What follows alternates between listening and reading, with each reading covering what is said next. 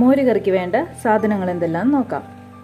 ആദ്യം പച്ചത്തൈര്, തേങ്ങ, ചെറിയുള്ളി, വെളുത്തുള്ളി, മഞ്ഞൾപ്പൊടി, കടുക്, കറിവേപ്പില,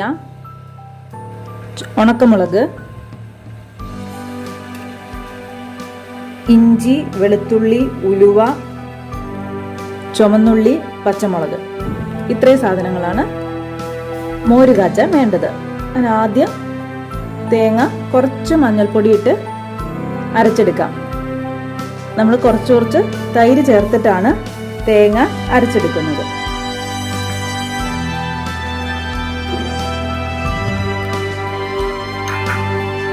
പച്ചക്ക കുറച്ച് ഉപ്പും മഞ്ഞൾപ്പൊടിയും കൂടെ ചേർത്ത് വേവിക്കാം. തേങ്ങ, മഞ്ഞൾപ്പൊടി, വെളുത്തുള്ളി, ചുമന്നുള്ളി ഇത്രയും ചേർത്ത് നമുക്ക് അരച്ചെടുക്കാം. പച്ചക്കായ, ഉപ്പ്, മഞ്ഞൾപ്പൊടി, ഒരു പച്ചമുളകും ഇട്ട് കുക്കറിൽ 2 വിസിൽ വേവിച്ച് വെച്ചിട്ടുണ്ട്. 1 ടേബിൾ സ്പൂൺ വെളിച്ചെണ്ണ ഒഴിച്ചു കൊടുക്കാം. എണ്ണ ചൂടായിട്ടുണ്ട്. ഇനി നമ്മൾക്ക് ഉലുവ ചേർക്കാം.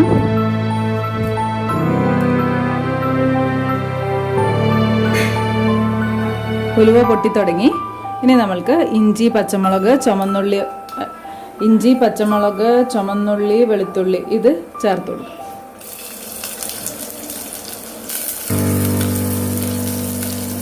നന്നായിട്ടൊന്ന് ഇളക്കി കൊടുക്കുക. ബാലൻസ് എല്ലാം മഞ്ഞൾപ്പൊടി ചേർക്കാം.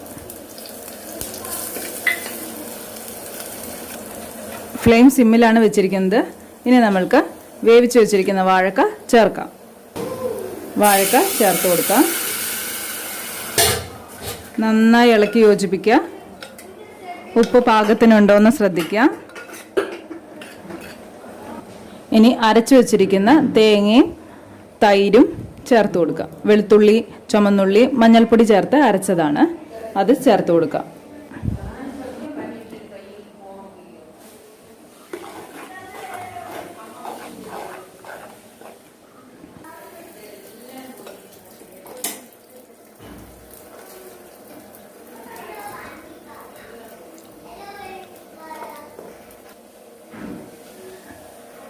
ഇപ്പം നമ്മുടെ കറി തിളച്ച് വന്നിട്ടുണ്ട്. ഇനി അടുപ്പിൽ നിന്ന് മാറ്റി വെക്കാം.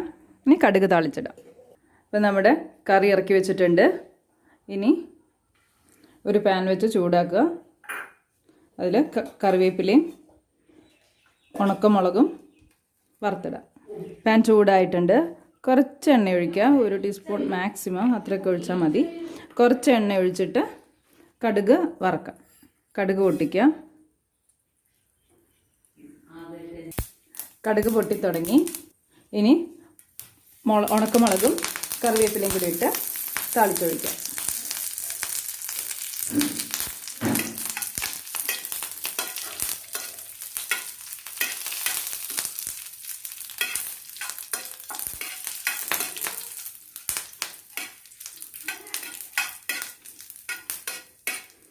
ഫ്ലെയിം ഓഫ് ചെയ്യാം.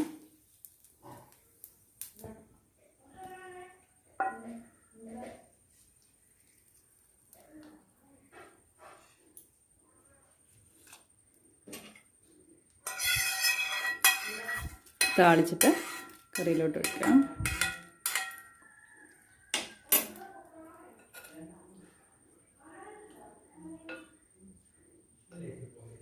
ഇനി ഇളക്കുക.